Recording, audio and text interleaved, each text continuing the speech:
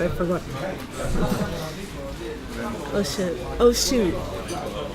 Okay. Hey. Hi. I Hey. didn't even know we were shooting. We're a bit lost here. Wait, in a this is very where we're looking. Public place. We are in a public place with a bottle of wine. Yeah. With a poster. With a poster of a bottle of wine. With some wine. Cheers. Cheers, love. Oh my God, you didn't look me in the eye. Oh my God. Oh shit. Oh my God.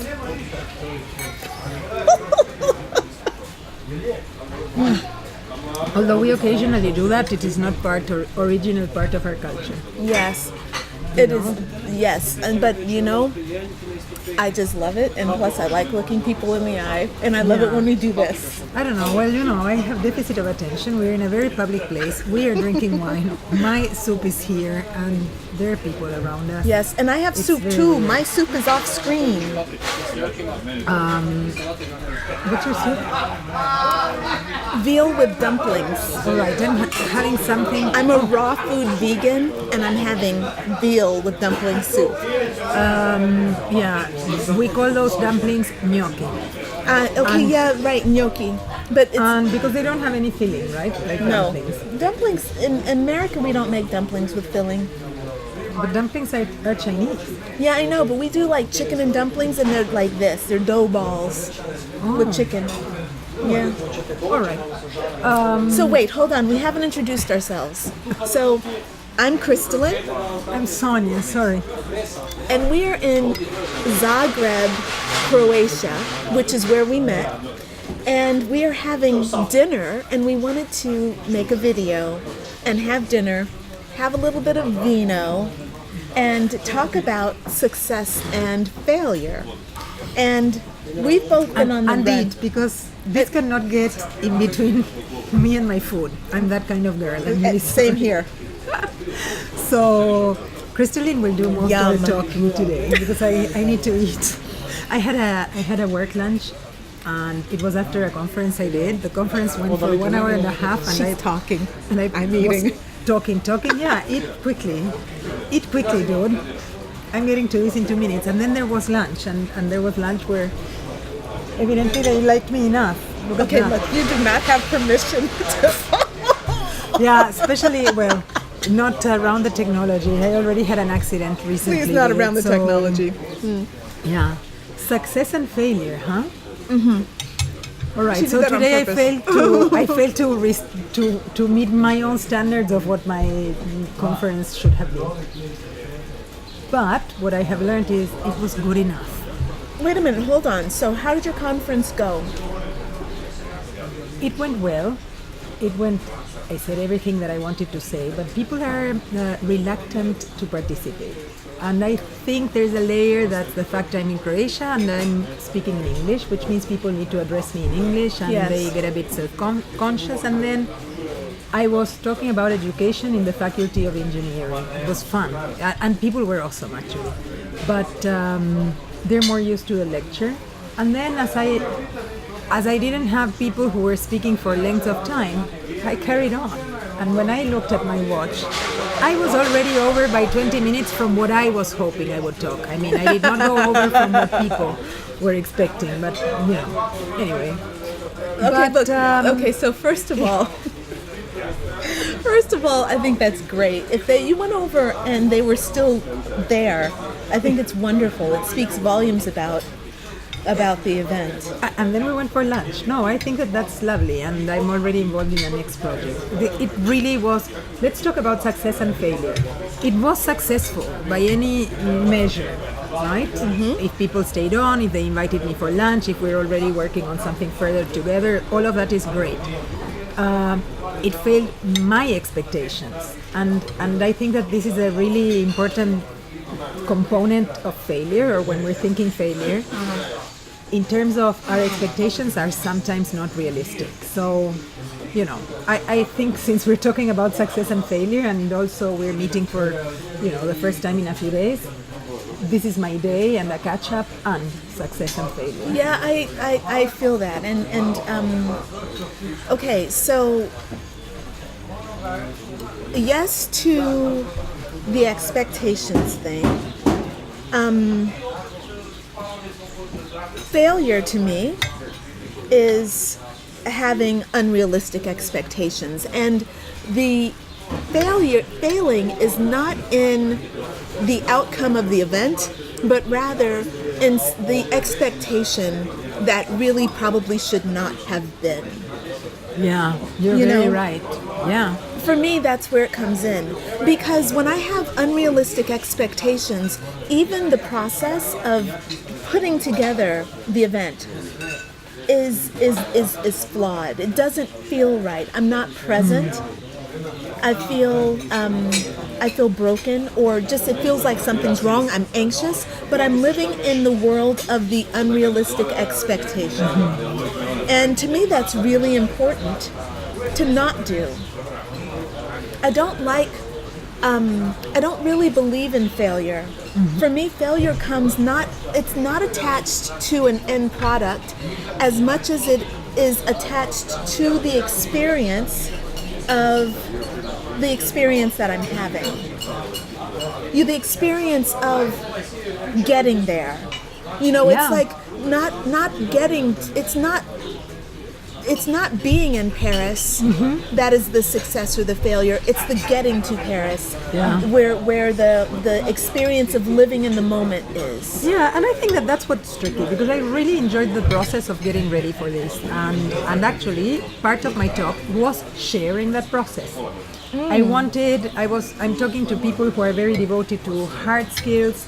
I know that Faculty of Engineering is trying to work on their social skills, but the people teaching social skills may not be also the people who feel the most comfortable exercising them. In any case, I wanted to share that process, which I thoroughly enjoyed. And I think that the trap I fell in is that I enjoyed the process so much, and I was so excited about that my expectation for the delivery was actually based on what I was doing and how other people would interact. And of course, you're not in control of what the others are going to do. So in my mind, this was going to be a conversation that I was structuring, but in a way that would flow. Yes. But of course, I was prepared for a conversation, and I ended up doing a lecture. And so maybe my disappointment is that the delivery did not meet my expectations and my imagination. So my question is, and I totally understand why you do that, and I do have unrealistic expectations very often, even though I really work on not. I try not to. I try to release expectations. Going out on dates, release expectations. Yeah. Writing a blog, writing an article. I released expectations about how it's going to be received, how it's going to look, And of course, I do my work. I do my best work. I give it my all, but I do try to detach from the outcome. But I want to know about something that you would really consider a failure. I mean, today, would you consider that today was a failure? No, I think no. Not at all. I think that, look, it's triumph. There's failure and failure. No, today was a triumph. And also all the way, as you were talking about process, the process that has led me to be in a situation where I am invited to speak at the Faculty of Engineering was enormous work on my part. It was very courageous. And I have reached a point in my life where I will try and reflect and grow from these moments of failure to meet my own expectations. But especially I'm also trying to be fair in terms of the positive feedback I give myself. Yeah. And it has been extremely empowering. I recommend it. Like, if I am going to beat myself, at least I have to be equally fair in the praise I give myself. Come on! And it's been enormous, and it has helped so much this process of my vision of 6 months ago to happen. Yes. So definitely today was success, and also I am very focused on the process of learning how to do this better. Actually, I haven't had time because I come from there, but I generally journal after this. Yes. And so I reflect on this, how I felt, what I felt as a failure, a recommendation to myself what I should do next time. Absolutely, yeah. I hate using slides, but I realize that I am, anyone who has seen one of these videos before will also know that I jump from one place to the other. And so I'm very clear of what I want to say. Yes. And it is very punctual when I plan it for these engineering students. But then I also get lost in the passion and what I know and the possibility, and so maybe But that's I what should makes be it using engaging. slides. Well, you can use the slides to help you come back to the point, but you can Yeah. still go off, you know? Maybe it's not a bad idea to have some slides, although I'm not really one to talk about this yet because Yeah. I'm still developing my own process. And, but still though, I mean, I've had lots of lectures without slides, and you know, if the I do them speaker always is without. yeah, and if the speaker is great, then I love that. But let's now talk a little bit about real failure. Yeah. Like if we can come up with something that actually feels like failure. And for me, the moments that I feel like I'm failing would be usually there's something emotional about it, like it's an emotional exchange with another person. I don't have many acts that I've done that I consider failing or failed. I do have lots of moments where I have badly treated someone, I've badly spoken, I've been mean or outrageous in my behavior. And that for me is more of a failing. And I do things to try to make up for that, you know? Mm-hmm. So, for example, I'm trying to think of an example. Yes, there was a young woman who wanted to work with me, and against my better judgment, I said yes to working with her because I have a very specific type of person with whom I can work. The person has to be ready to do this work, meaning they have to be ready to let go of their old paradigms, and they have to be ready to move forward with the work. When a person shows me that they're not ready, I say no, or I help them find someone who's willing to work with their resistance. So with this young woman, I felt intrigued. I felt like it would be a good challenge for me to work with her resistance. And that, I think, when I look back on it, it was very egocentric. It was very much about me trying to expand myself, but using her to expand me, as opposed to us expanding together. I went in thinking, oh yeah, I can do this, I can fix this. And that was really, really wrong. And we had one session. Thank goodness it was only one session. Neither one of our egos were too wounded after just one session. But it was a fail. It was a fail. I got really impatient with her. She got really passive aggressive with me. And it was just not good. I felt slimy, like I couldn't wipe myself off of myself fast enough. You know what I mean? Yeah. It was a really horrifying feeling. And, I wrote her a letter of apology and, gave her her money back. Like, here, please have your money back. I humbly refund your money because that was just... It was bad. But, this was a good opportunity and something that I would consider to have been a failed project. Yeah, but do you think that the attitude... I'm trying to identify also a failure, right? A recent failure. But even... I think that because there's so much learning from failure, it cannot be seen as failure. I mean, if you have managed to turn it into learning, then it is a gain. Yeah, sure. Last Friday, we went to Fuck Up Nights, and it is a night where people are invited, entrepreneurs are invited to talk about their disasters, the mistakes they made, right? And it's an entrepreneurial event that started in Mexico because we learn more from our mistakes and failures than from our success. Yeah. And the first speaker, spoke in Croatian, but he stood there and he All started of them by spoke saying, in Croatian. I didn't understand anybody except my girl. I spoke in English. I cannot speak Croatian well. So, but he basically introduced himself. He said he didn't have any failures, and then he started promoting himself. And the hostess was feeling a bit embarrassed about it because this is actually a format. It's like a TEDx. It's like a TED format, but specifically about failure. And in this case, it was failure in education. Yes. And so, when you cannot re-signify your failure, you probably cannot even see it. Yes, and the thing is, so failure feels bad to some people. The idea of failing feels really bad. One of my friends back in Long Beach, California, spent, I think it was a long period of time, on Facebook. Every day she would write one thing about which she failed, and she was looking at failure in the way that you're looking at it. This is a failure. Here's the lesson that I've learned. Mm-hmm. I'm growing and I'm sharing.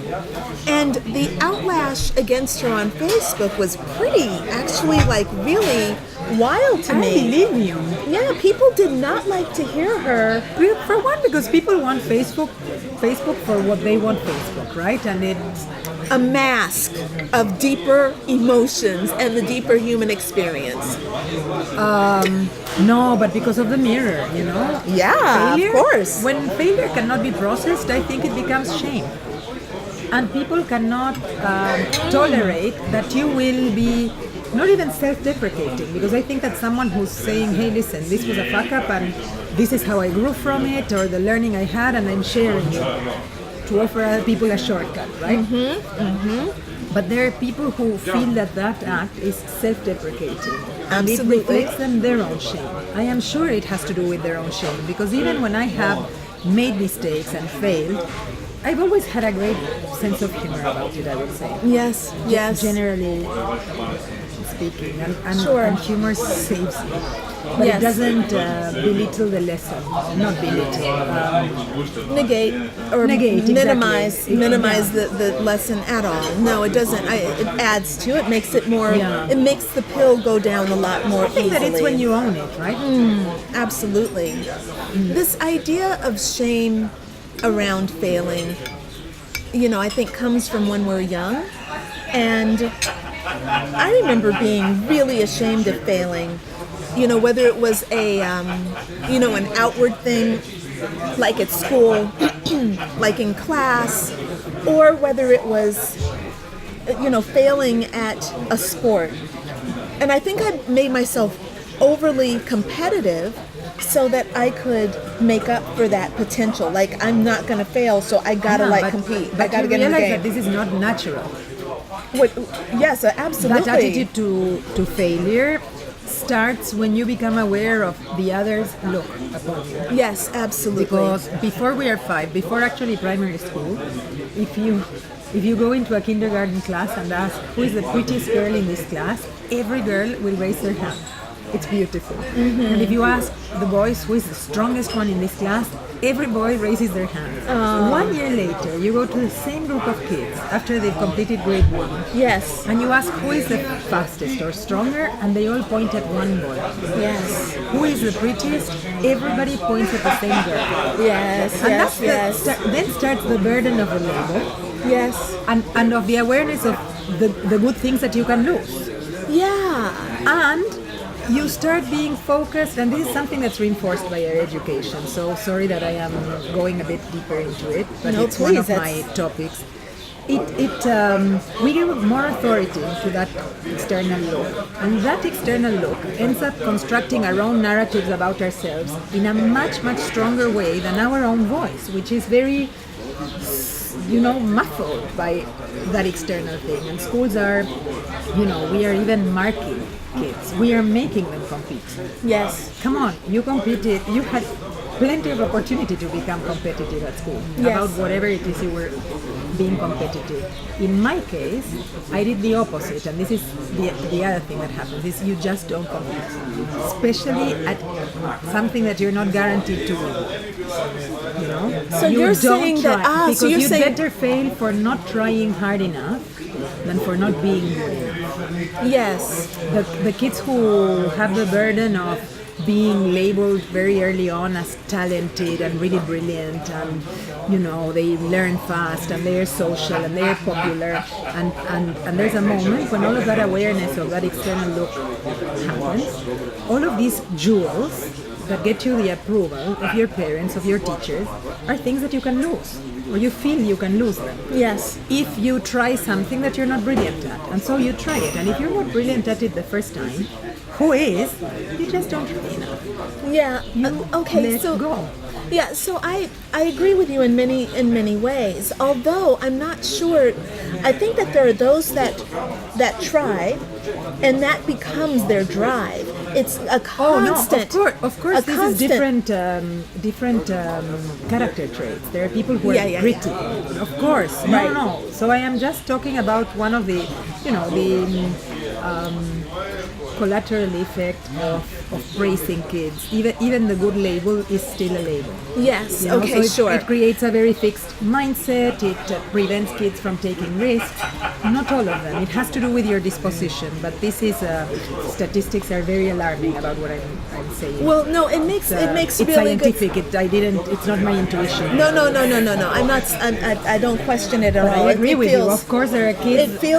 It feels true to me, and it feels like there's something that happens also within the home that helps to promote this. But do you know what makes you grittier? Adversity. Yes. What makes you But wait, persevere hold on. I'm is sorry. adversity, not failure. Okay, but you're moving on before we've had a chance to really address all those great issues that we've talked about. So I just want to go back a little bit and talk about this kind of idea of looking at things on the outside, right? Yeah. About having these kids that, I'm the prettiest, and then all of a sudden the next year she's the prettiest. Yeah. And I'm wondering, because in my work as someone who works from an emotional point of view, I work with the emotional, spiritual empowerment, emotional empowerment. Yeah. My question is, how does the family or the parent-child dynamic play into this? And the reason I'm asking, because when I heard some of the things that you said prompted me to think about things in terms of a rather narcissistic view. And so the idea is that a narcissist only looks at the superficial aspects of life. Yeah? The narcissist doesn't understand that there's depth behind the image. And you had said that it's not natural for a child to move into that giving away of their power to someone else. No, do you know what I started? Why I meant what's not natural is to give up after failure. If you think that the nature of our nature is to stand up until you learn to walk. So if you think of babies, they will try again until they get it done. So we're not wired to give quit. up. Yeah. We're not wired to quit. That's something that happens when we become aware that there is someone who is measuring in terms of success and failure. Sure.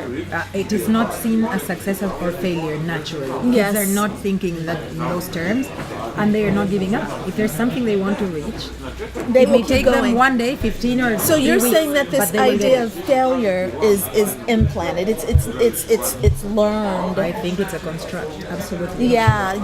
I agree with you 100%. I mean, even for myself, I remember when I was going to acting school. So I had a and this actually speaks about dedication and commitment.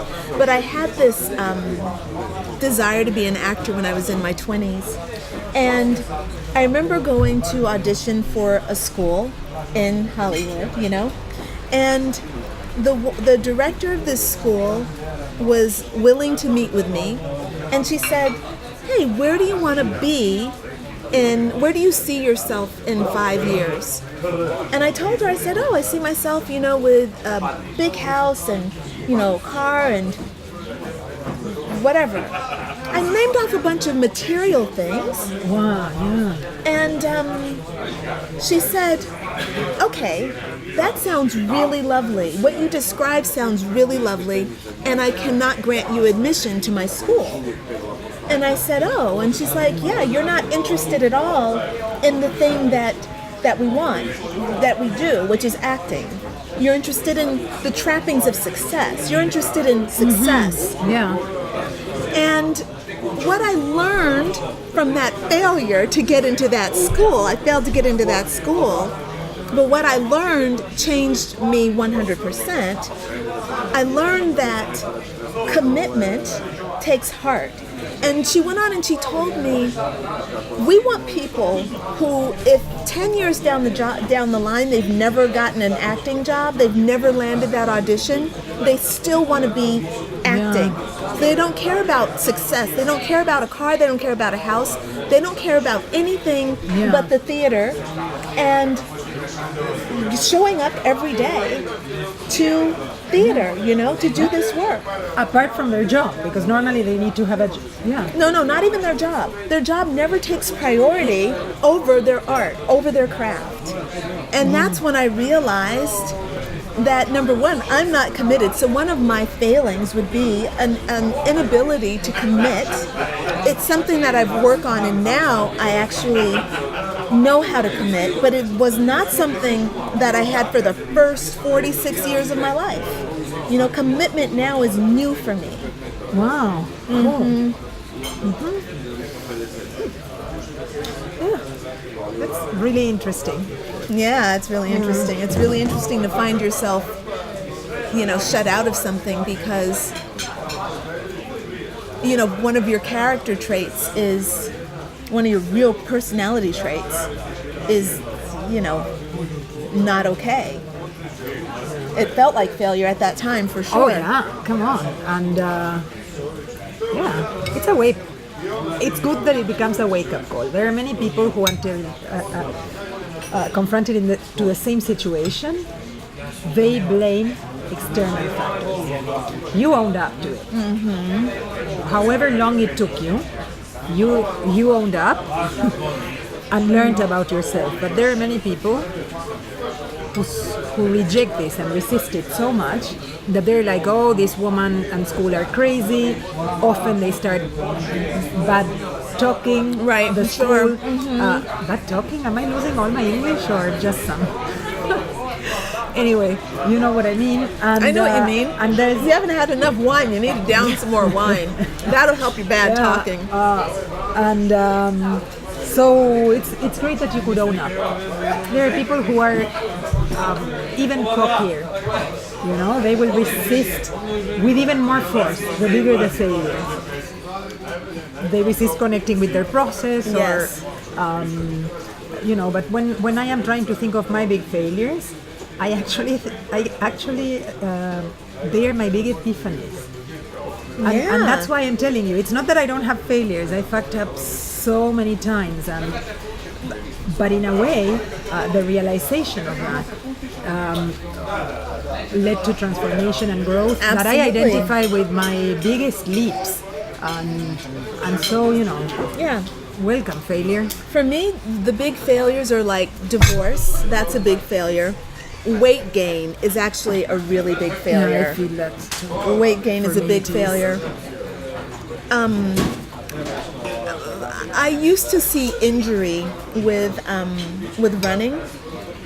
I used to run marathons, and whenever I'd get an injury, that felt like failure. And I do not consider divorce a failure now, although as I'm saying that, I felt a little tug of some sadness that was like, yeah, actually that was a failure. Nobody gets married to get divorced. Nobody gets married to get divorced, And I guess this is probably a really important thing about failure, is to understand that, number one, you are entitled to have your failures, and you are entitled to call them failures, and you are entitled to not learn your lessons from failures. I don't think you have to learn all the lessons from your failures. And I don't mind, of course we were saying this earlier, the negativity that surrounds failure.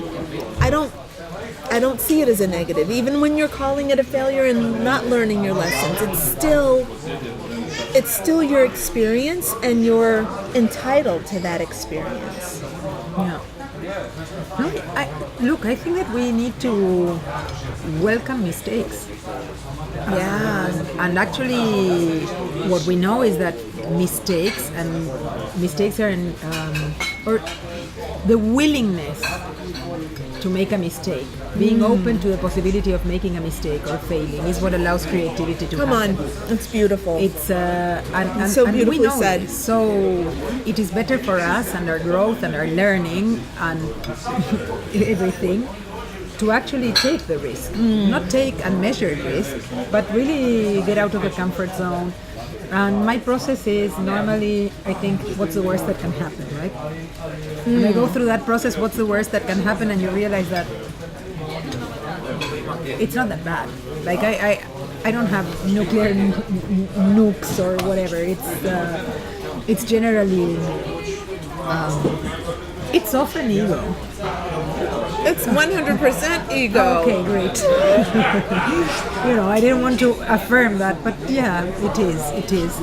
So, it feels like ego, But I also want to talk a bit about success. Because, also because of my field of work and how, parents and teachers want to make the choices that will lead the kids to success. But I think that we have lost sight of what success really constitutes. Or at least I have a very firm belief that successful is to be in the life that you want to be in. Like, meaning to have become the person you want to be, but the person, not the circle, not the big house, the car, and whatever. Exactly. So, if you had replied, well, I see myself as an actress with a lot of work or whatever, well, that maybe would have been another measure of success that these people would have accepted. Because, okay, if you're having lots of work, it means that you are still loving it and that you're good at it. Yes. Or, at least one of those. And so for me, that's it. It is to be in the life that you can be. Yes. As your own person. It doesn't have to do with material. I'm actually, I would say that by any standards, most people in my environment would say that I am financially not successful. I mean, I make enough to make a living, and but I have never cared enough to grow my company or to, it's a big growth area. That I will say. It's a big growth area, how I deal with charging for the work I do, which is a thing we should all be more comfortable doing. And bread. Have you had some bread? Homemade bread. No, homemade bread I and don't homemade eat wine. bread, or I try to avoid bread. Sometimes I eat it, but today is Wednesday, right? Today is Wednesday, so we eat. I try to stay really very extra good during the week. But anyways, because if I eat a piece of bread, I'm going to eat every other. It's really good too. I know. And so, sorry, not to change subjects. No, I can't remember what I was saying, but just that it is important to try and enunciate what success means to us. Not only in a specific project where I say, okay, when will I know that I have made it or that I have actually achieved what I set off to achieve? And we can do it, or at least it is more easy for me professionally than personally, but to know what success means to us. And I actually feel I am successful because I have been able to work on my growth, because I have found my professional and my life purpose, because I'm good at taking care of the people I love, and what else? I have become the person who takes care of me also. Like, I will accept everybody else's care, but I used to be very reluctant to accept it because I was also not great at giving it to myself. Yes. It was like, how dare you need anything? You, Sonia. Right. So in that sense, I feel that I am what I was saying earlier of, if I have spent so much time of my life beating myself up, I want to be equally fair now about, telling myself off if I must for my shortcomings, but definitely praising myself for the things that I actually do well. And there are a lot. Yes. And I'm comfortable saying that, finally, right? Because this also has been a very, very long journey. Yeah, this is my thing as well. This morning I woke up and I had this kind of really beautiful feeling about myself. I felt beautiful. I felt my world was beautiful. I just felt beautiful. And I wrote an article for my blog about it. And the dialogue that thank you. Yeah, thank you. The dialogue that I had with myself while I was writing the article, I could barely write the article because I was being so critical of myself. There was a voice that was in my head that was saying, you can't tell people that you feel sexy. You can't tell people that you feel beautiful. You can't tell people that you feel all these wonderful things. Because when I was young, sharing this kind of information was deadly. You know, my peers would have cut me off. You know, I was ridiculed for being not humble enough. You know, all these kinds of weird things. What a shame. Yeah, what a shame is right. When I grew up feeling that I was not allowed to be beautiful. That's not what I was. I was clever. I was clever. I was funny, but I was not beautiful. And especially I grew up in Argentina, and I am like this taller than my friends. And obviously my bone structure was bigger, and my hair had these crazy curls, and I didn't know what to do. All of my friends had straight hair, and we wore uniforms at school, and there was such a standard paradigm of beauty, and this thing, right? Like, who are the beautiful girls? So if we were thinking who's funny, who's a natural leader, who's smart, that's me. But I really felt, and I'm going to say this, it may be a bit off topic. I was a smart one too. Bring me back to topic, but I will say that when people told me I was beautiful, I didn't believe them. I truly would not believe them or me. I would never tell myself that. But I remember even a cousin saying, I was dating a friend of his, and he says, how come you don't believe you're beautiful? He would not date a non-beautiful girl. Like even that should be a measure for you. And even when I would get dressed up, this is so crazy, because I could not be standard, or I felt I was so away from the standard. I stopped trying. I said, okay, I will never be standard, so I'm going to make a bigger effort now to be even more different, you know? Yeah. And so I went to an only girls' school. How we dressed was important among our friends. I dressed like a guy. Always jeans, and I would borrow my brother's clothes, and, you know, I was not... I didn't act boyish, but I was always dressed, no makeup, no earrings, and every now and then I would feel like doing it, and I could borrow. My elder sister was always spick and span and beautiful, and really she made an effort, and I would feel, if I ever felt like dressing up and wearing makeup, that I had to give some sort of explanation. Yes! Right? I had to yes! God forbid somebody would think I had tried to make myself pretty. It had to be about something else. And yes, and you don't have permission to do your own thing. Come on, to be yourself, talk about but prettified. Measuring that constant external look. That I didn't realize. I only realized these were my epiphanies of the 27-year-old crisis. Yes, but they took a really long time, because I realized that I stopped doing it in some areas and then I did in others. And in that sense of coming into,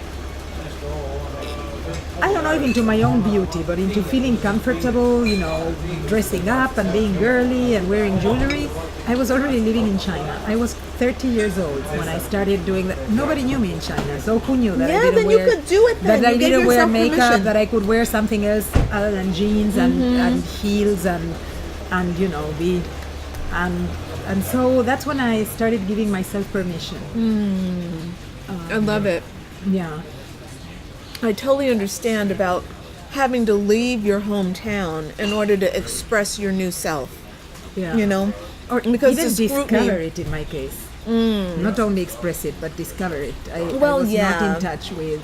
For sure. With myself. No, I totally understand. For me, it was the same way, and I think that's one reason why I like being in Europe so much and being in Croatia. Like, here, I put on my little yellow cowboy boots. I put on my little shorts. The boots are to die for. And you'll have to show them on camera sometime. Yes, I'll have to show you my boots. And, you know, I've got my own thing here. It feels like me. It feels really great to just be who I am here. And I think that goes back to what you said success is. Being yourself. Yeah. Knowing who you are. For me, that's really important. I just feel very capable, and this is new for me because the last few years have been about kind of rejecting my old way, looking very critically at my old way. So now I'm able to look I don't have to have the critical eye. I don't know, it's dissolved with all my kind of shadow work and healing work. That need to be critical with myself has dissolved. I've become very unconditionally loving with myself, you know? I am... And that feels very successful. Unconditional love is part of it. Unconditional love for yourself. Yeah, I always say it in a tone of joke, but I was raised, with that big, what do you call it? Advice, command.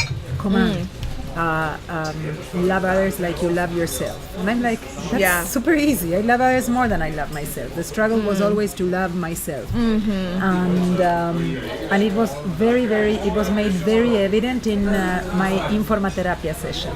And I don't know if we're going to go deep into what informatherapia is, but it was, I went to a consultation.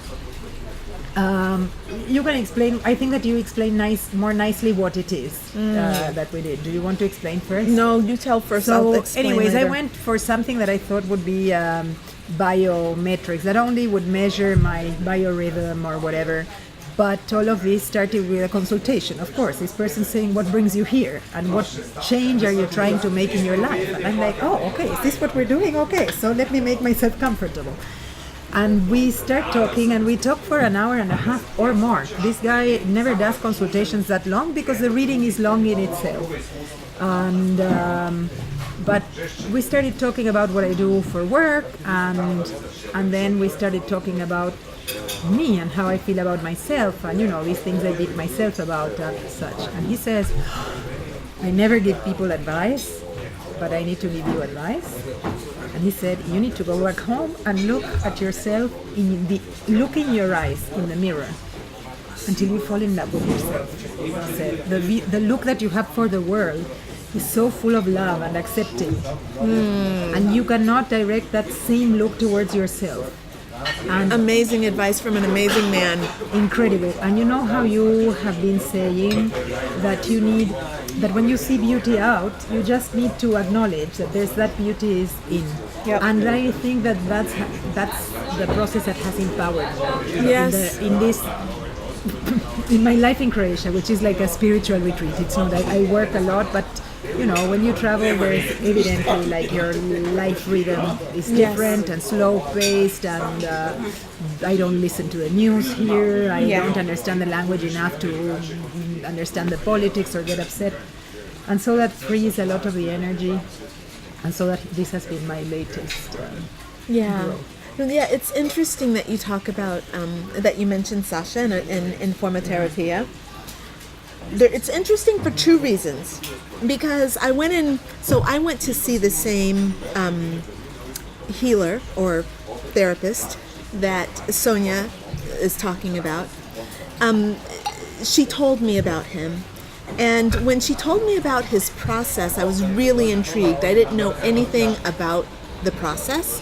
And I decided that I wanted to go for it. So I made an appointment. It took like 2 weeks to get an appointment with him, maybe 3 weeks because he's so busy. Yeah, he works. And he works with frequency medicine here in Croatia.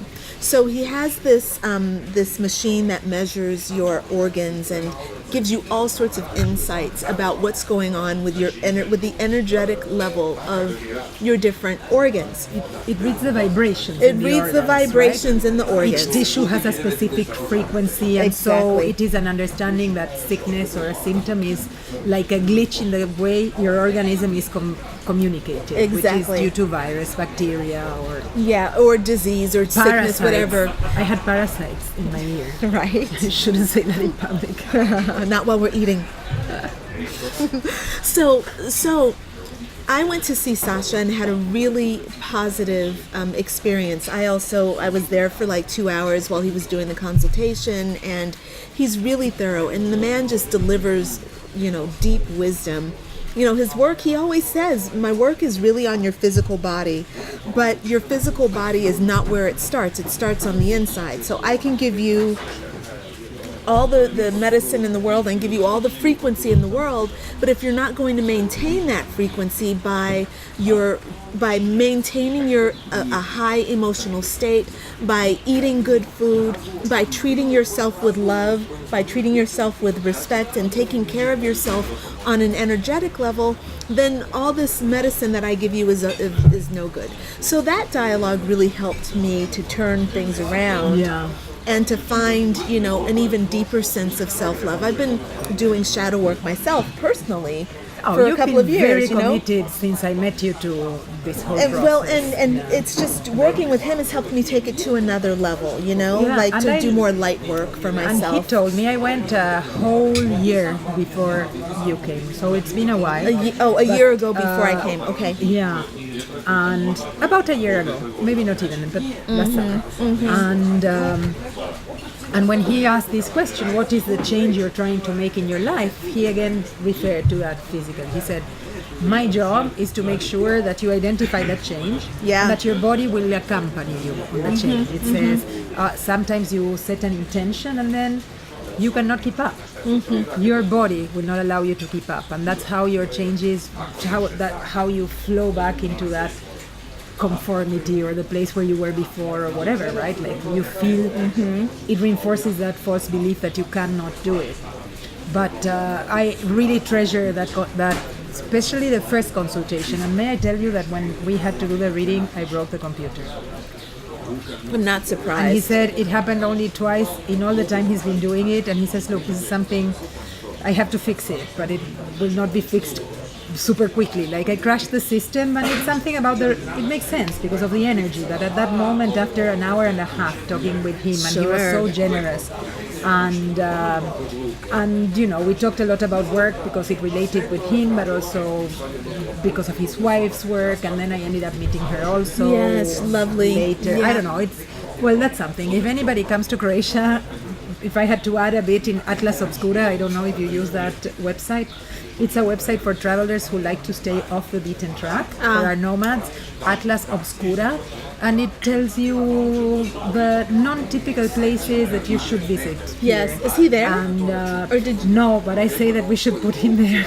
Yeah, for sure. I mean, he is incredible. He is incredible, and as a matter of fact, it's so interesting that we're talking about him right now because after I saw him, I went looking, I just felt really aligned with everything that I wanted. And what I wanted, I wanted to find health within my body, but I also wanted to have more flexibility in my body and to have, to get like back into my body. I was having aches and pains. It was just my body was breaking down. I'm at 47 years old. My body's starting to break down. So I said, I want my body back. So I went looking for a Rolfer. Yeah. So Rolfing is a massage technique that helps your body to realign. Yeah. So you usually do 10 sessions of Rolfing, and your body can be moved back kind of into its natural alignment. So I met this woman. So Croatia, by the way, a lot of Eastern Europe is really, really good for body work. They just practice it well. They do it well. Lots of really good massage therapists here. They really know how to get into your body. They also generally speak English, which and is a relief. English. The fact that Sasha can make that consultation in English, it's so generous and it's fluent English, by the way, and not it makes broken it accessible English. To us. Yeah, right? and educated English where you can communicate really, really difficult concepts in English. It's really good. So Vanya started doing Rolfing for me, and all of a sudden, where I couldn't bend over and touch my toes, all of a sudden I'm able to touch my toes. She works with scar tissue in the body. She's working to break down the scar tissue. All of a sudden, my body is starting to feel young. I'm starting, my skin is looking amazing. I'm glowing. You're looking good. My skin is glowing. It's like the marks and blemishes are all going away. It's really been good. So today, I had a session with Vanya, and I had a session with Sasha on Saturday, on Tuesday of last week, so a week ago, I had a session with Sasha, and I said to him in the session, I said, hey, I started seeing this woman named Vanya for Rolfing. And he's like, oh, okay. And so I went in to see Vanya today, and I said, hey, I told the healer guy, Sasha, about you. And she says, yeah, he came in today with his wife. Oh, cool. How funny is that? Yeah. So, interestingly, so that was that. This is why I'm saying it's really interesting that you're mentioning Informaterapia right now. The name of his company is Informaterapia. So, that's fine. I have my session, and I'm on my way now to have coffee with this woman that I've never met before, but she found me on Facebook through a mutual friend, and she says, I want to have coffee with you. Can we have coffee together? You know, I just want to meet some people. I looked at your profile. I've read your blog. It looks nice. I want to meet you. So we're sitting down having coffee just before our session here, and she starts telling me about her mom, who is perhaps dying of cancer. So maybe it's terminal, I don't know. And I tell her about Sasha. Mm-hmm. And when I tell her about it, her face lights up. She goes, wow, so what kind of medicine is it? And we start talking about it. She's like, it's frequency medicine. I'm like, it's frequency medicine. She's like, I was just researching this today. I'm telling you. Synchronicity. And she lives right up on Chernomorets. Oh, so she even lives close by, because the one thing that we don't love about Sasha is he lives very far away. Yes. It's a great location for them and the family and people who have cars, but in public transportation it is a pain, and in taxi it is pretty expensive. Yes. Is it? Well, you should be taking Uber. I don't do Uber. It's $3 US in Uber. I think I am going to say this in public. I think Uber is unfair competition. There, I said it.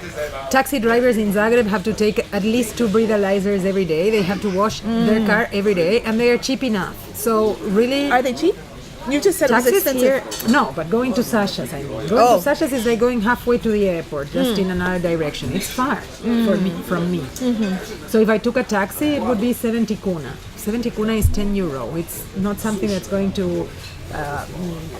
But 70 euro is a lot. In 70 kuna is a lot, because you can cross the whole of Zagreb for that money. Yes, I suppose so. Really, it's seldom that you will take a taxi that's more than 40 kuna, and generally you take it for a short distance. Yes, and you know, it might be right that it's unfair competition, but on the other hand, it's also a really cheap ride. And all those Uber drivers that I've had, especially here in Zagreb, have been so fucking nice, unbelievably kind. Do you choose them for their cuteness, or? Because no. I thought you were going to say cute, actually. No, they're not really cute. I mean, there've been a couple that have been quite handsome. I'll admit.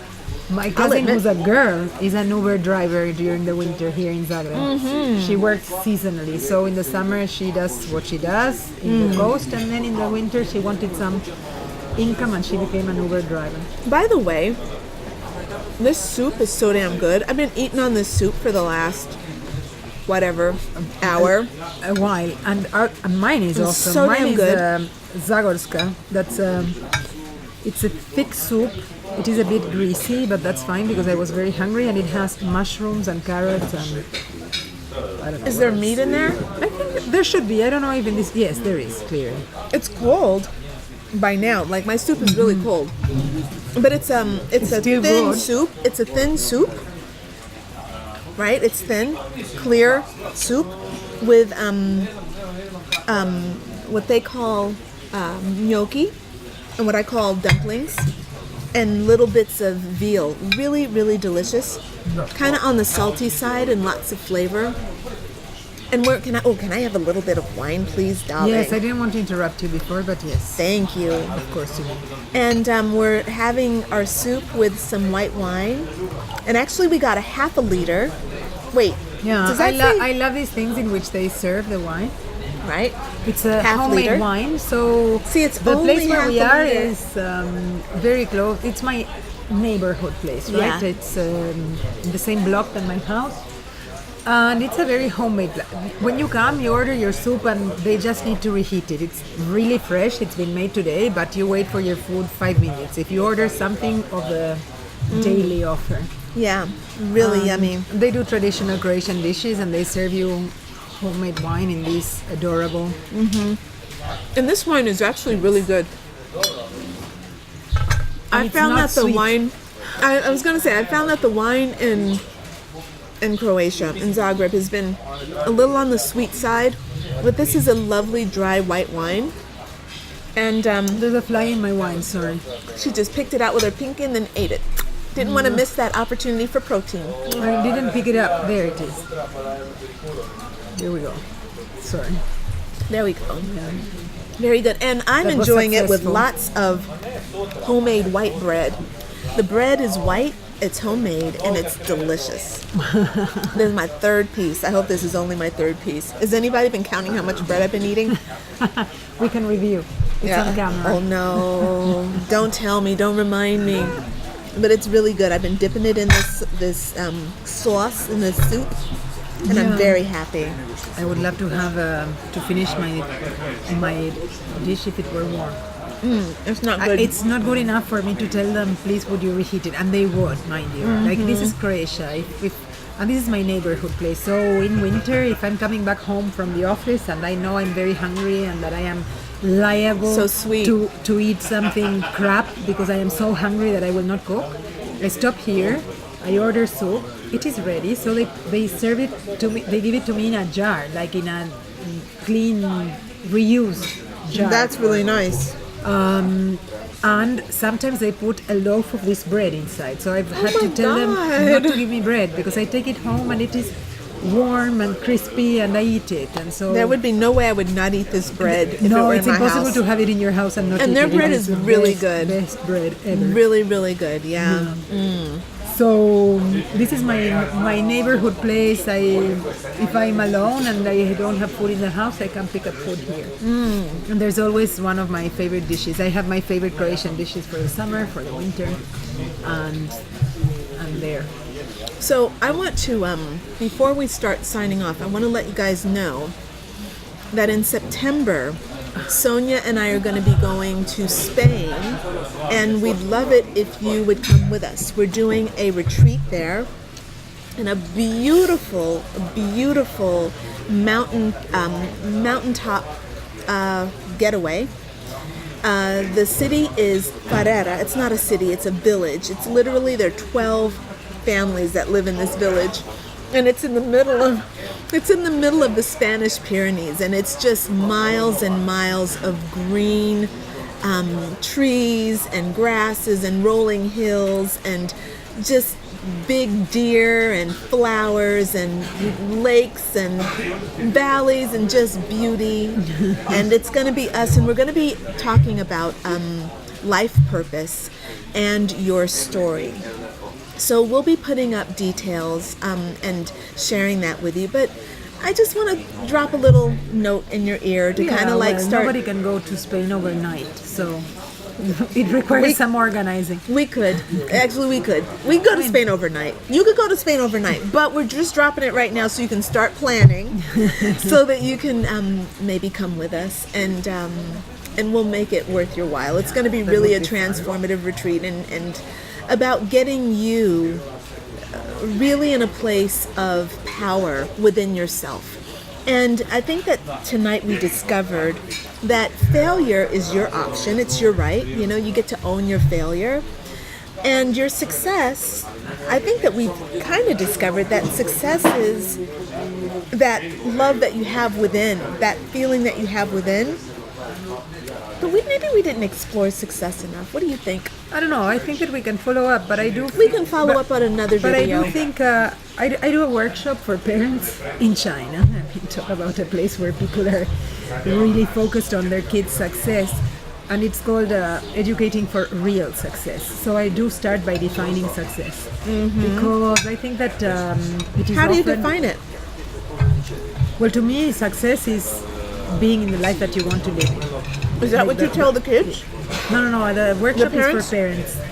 Well, we explore it together, so you elicit it from them. But you help them dig deeper, because I fear often that kids are being reduced to a place in the market that they have to obtain, right? Like people are, when kids are 3, they're telling you, I want them to learn computer skills and a second language, and it's really, that's a lot of pressure, man. Talk about success and failure. I mean, those kids are set for failure in so many ways, right? And they still thrive and they still adjust very well.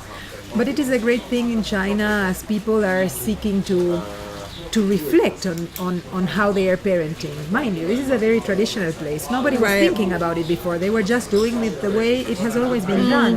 And so I think it's very valuable that people, as they become a bit more affluent or they have options, they are actually trying to educate themselves. And so I have had the opportunity of working with parents of my school clients. So my clients are schools, and I understand schools as communities, and so parents have to be brought on board of the plan. Like there's don't let me go deep into this, but I think that one of the maladies of our time is that school and home have become competitors instead of becoming partners.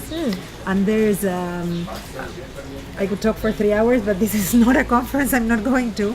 But anyways, think if it resonates with you. But there are reasons that lead me to believe this, right? And it has to do a bit with the shame of failure. How when parents identify that one of the needs of their kids is not being met, it's easier to blame the school than to find out what it is that you're doing or can do in order to compensate for that. And the same thing happens with school.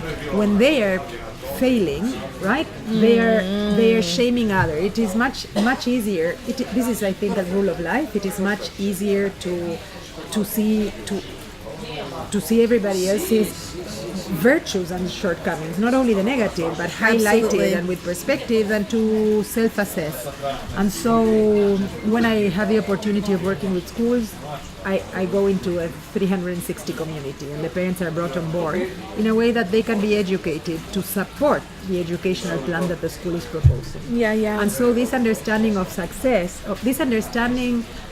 in such rigorous systems and cultures like East, China, Korea, Japan and such, in a way they are not understanding that in order to succeed later, you need to have developed the skills that are the work of childhood. And so play and downtime, contact with nature, I'm telling you, that's what you need, tonicity of your muscles, being playful, feeling safe, being able to identify your emotions. This is the work of childhood. And while you can compensate for the lack of a second or third language or the lack of technical skills, later on in life, it is really, really hard. I'm not saying it cannot be done, but it's almost traumatic to have to compensate for the emotional voids or affection voids of your childhood later on in life. And of course, there are people who have done it, and that's we what all we overcome, do. Yeah, man. And we grow. That's why I have a job. But that's why you have a job. But that's also why I am. Well, that's also why I involve parents. If we have something to say that might be a shortcut for their kids and for them to also find enjoyment and pleasure in their family life, right? Because when parenthood is only understood as a job, and I don't think that parenthood is a place of responsibility, but there should be enjoyment. There's the opportunity of learning, and being a parent, I'm sure, is one of the accelerators of growth, or it can be if people accept the opportunity. But then I define success, and we define it together. But I would say that my standard definition of success is being able to build your happiness and to build the life that you want to live in. Mm-hmm. And I think that once you peel success from the prejudice of celebrity or economic success or financial success, that's one way of measuring only one area of success. We all know or can think of people who have incredible professional and financial success and don't feel successful. Absolutely, yeah. Right? But you can not have those and feel successful. I think that there's an enormous void in people who are measuring their own success by those external standards, and that's what leads to disconnection and often to, I don't know. all manner of things, but drug abuse, Sure. Or cockiness, just even a bullying. general sense of malaise, depression. Yeah, depression. And for sure. I'm in full agreement, and I also feel like our success can be measured by our friends, our ability to be intimate with people, our ability to connect with people emotionally, our ability to be happy, to welcome happiness, to welcome new experiences, to take on challenges. I think that willingness is in and of itself a measure of success. If you have that willingness, that is a successful marker, a marker of success. I'm in full agreement with what you have just said.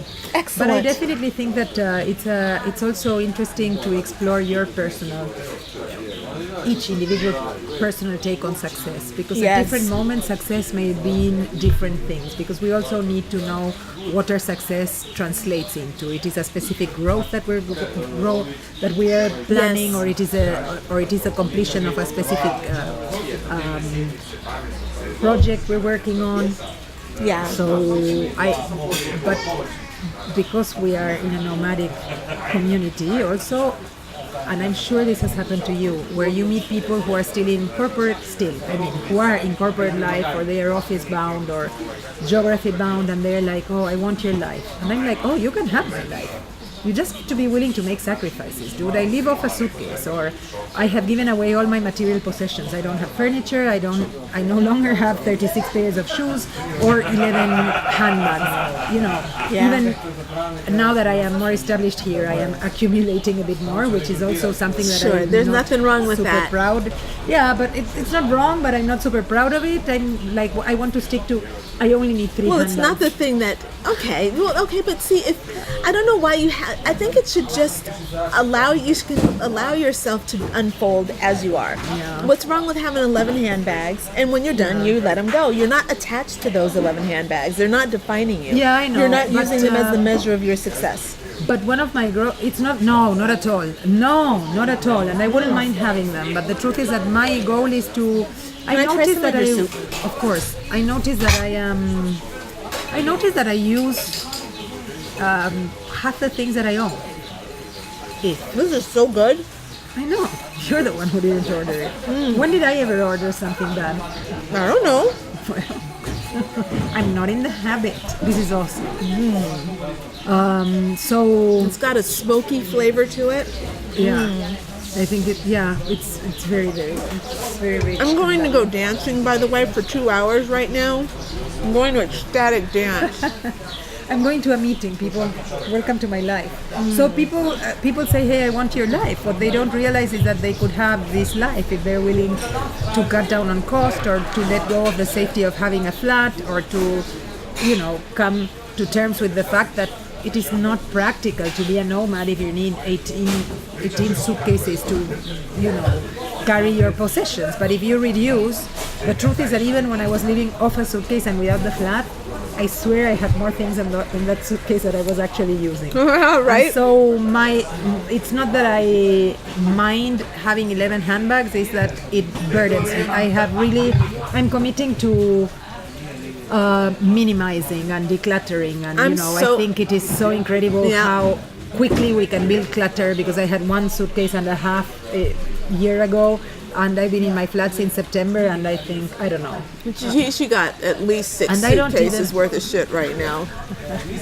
No, but many of the things belong She to got a the household. flat. Yeah, it's a household, but much of it is the flat. It belongs in the flat. Like I don't have. Well, I have moved my pottery. I'm going to shut up now. I'm not going to keep on talking about having stuff and not using it. And I'm going to have I my moved last my bite. pottery. I'm going to have my last bite of stuff. All right.